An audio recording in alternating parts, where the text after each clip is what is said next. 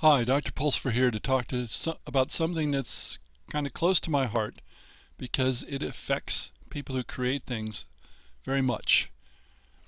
That's the question of what IP laws do, why they exist, and about the people who seem to be against IP laws, which I think is often because they're confused about ideas. They're confusing ideas with creations. They feel that anyone can get ideas, and that's true. That's absolutely true.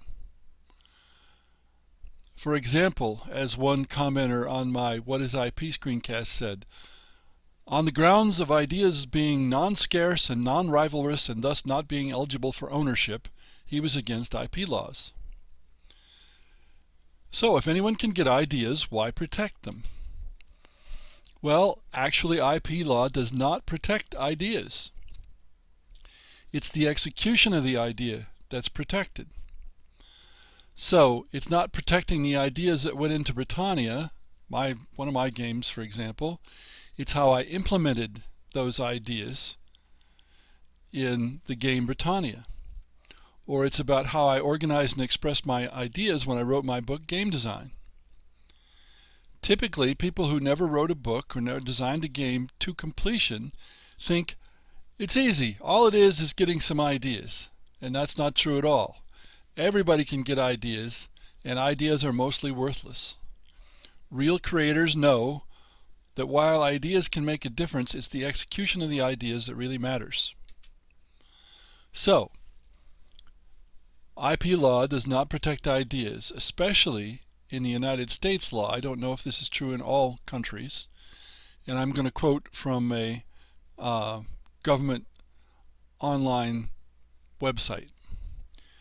Copyright does not protect the idea for a game, its name or title, or the method or methods for playing it. Nor does copyright protect any idea, system, method, device, or trademark material involved in developing, merchandising, or playing a game. Once a game has been made public, nothing in the copyright law prevents others from developing another game based on similar principles. Copyright protects only the particular manner of an author's expression in literary, artistic, or musical form. And there's a URL if you want to look it up. Now this means, even though some people may think it's unfair, that anyone can rewrite the rules of a game, for example Risk, redraw the map, and publish it under another name. And in fact, many have done so online. We always have to remember, though, a company with a lot of money can make you spend money in court even if they haven't a leg to stand on, simply by spending money on lawyers. But not every creator has a well-to-do company behind him or her. What about trademark as opposed to copyright? Well, trademark doesn't protect ideas, it protects a title or a slogan or a character name. And this is almost entirely a marketing matter. And I think most people would agree we don't want to confuse potential buyers by having several things that are labeled exactly the same. So the trademark actually protects buyers from becoming confused. Now sometimes that results in oddities. For example, the name John Carter is still trademarked long after the copyright on Edgar Rice Burroughs' Barsoom novels expired. And when a movie was made, which ultimately was called John Carter, I suspect that the movie makers had to pay ERB Incorporated for the use of the term John Carter and some of the other terms in the movie. But it has been in continuous use in commerce for 100 years now. And that's one of the keys to trademarks. They have to be in continuous use in commerce. So you could call this protecting an idea, I think, but it's more about protecting the long-term marketing power of something. Title, slogan, character name, or whatever. What about patents? If patents are administered as intended, they do not protect ideas. Rather, they protect specific expressions of ideas in specific products. Unfortunately, the U.S. Patent and Trademark Office does not administer patents as intended. because they were required some years ago to self-fund. So the more patents they issued, the more funding they received. Well, duh! So of course they broaden interpretations to include ideas and other things that should not be patented. And they issue patents that are, about 2/3 of the time that they come to court, are invalidated by the court. And if you read some of the game patents, for example, they are absolutely ludicrous. Things such as a slightly different betting method for blackjack.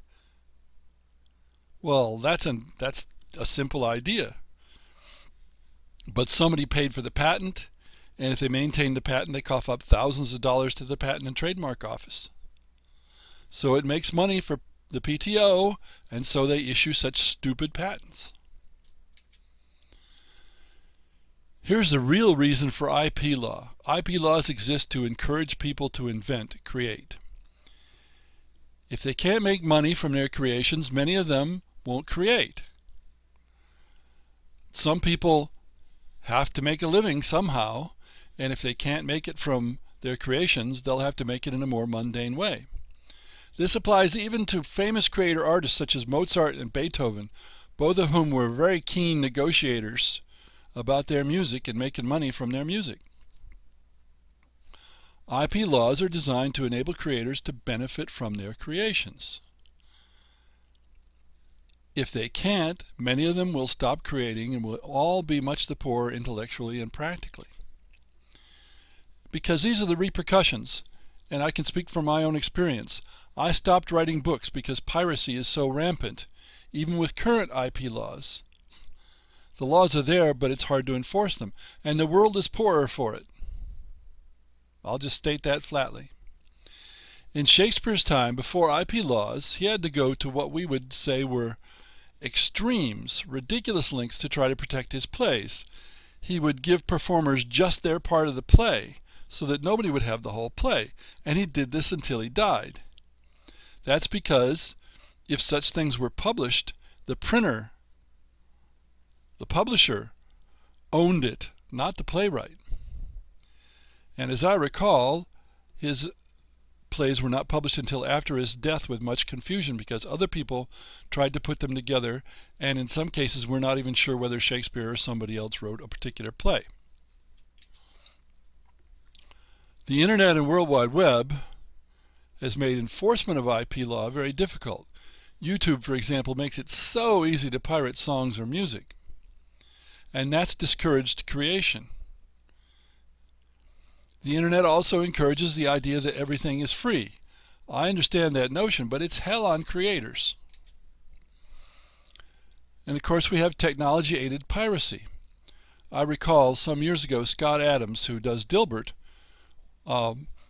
said that he canned plans to issue an ebook version of one of his books. He does write books that are text rather than comics, because a pirated electronic version of his book appeared the day after the paper publication.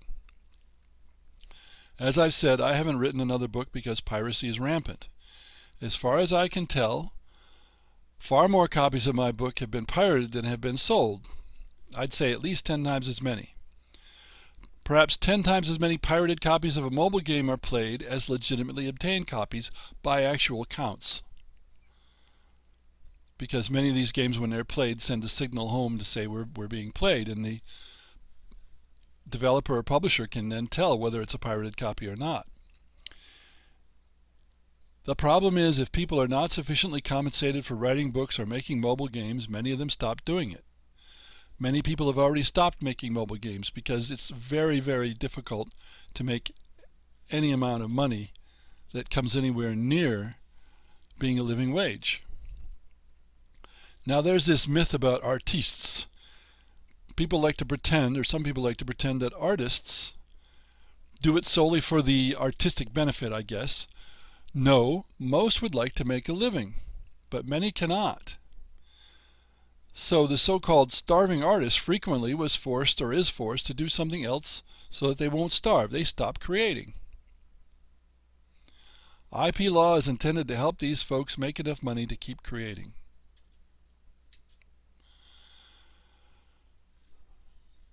ultimately there's a philosophical thing here. I understand how alluring everything is free as an idea is, but in my view, those loudest in condemning IP law tend to be those who create nothing. In other words, they're leeches. They're people who only know how to consume, not to be productive. They're heroes of consumerism, quote unquote. Consumerism is a deadly disease of the 21st century. People are not productive. They'd rather consume. They've been taught to consume. Unfortunately, we are almost all heroes of consumerism at times.